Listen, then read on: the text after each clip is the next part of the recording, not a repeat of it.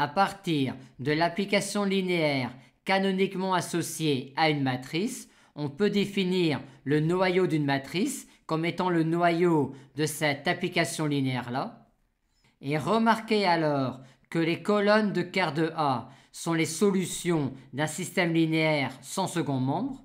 Et remarquez également, vu l'interprétation du produit matriciel matrice fois colonne, qu'exhiber une colonne X de quart de A équivaut à exhiber une combinaison linéaire des colonnes de la matrice A qui donne la colonne nulle. On définit de même im de A comme étant l'image de cette application linéaire-là, sous-espace vectoriel de l'espace vectoriel des colonnes à P coefficients, qui est également, vu l'interprétation du produit matriciel matrice fois colonne, le sous-espace vectoriel de MP1K généré par les colonnes de la matrice A. Et on définit alors le rang de A comme étant la dimension de ce sous-espace vectoriel-là, qui est également la dimension du sous-espace vectoriel de MP1K généré par les colonnes de la matrice A. Notez alors tout de suite que dire que les P colonnes d'une matrice A forment une famille libre équivaut à dire que le rang de A est égal au nombre de ces colonnes.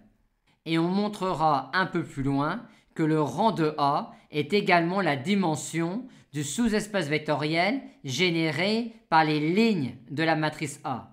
Par conséquent, quand les lignes de la matrice A formeront une famille libre, on aura que le rang de A est égal au nombre de lignes de la matrice A. Notons également qu'étant donné que la dimension de l'image d'une application linéaire est inférieure ou égale à la dimension de l'espace vectoriel de départ et aussi à la dimension de l'espace vectoriel d'arrivée, que le rang d'une matrice est toujours inférieur ou égal au nombre de ses colonnes et au nombre de ses lignes.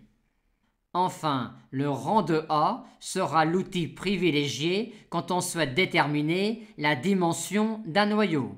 En effet, si on applique la formule du théorème du rang à l'application linéaire canoniquement associée à la matrice A, on obtient que le nombre de colonnes de A est égal à la dimension de quart de A plus le rang de A.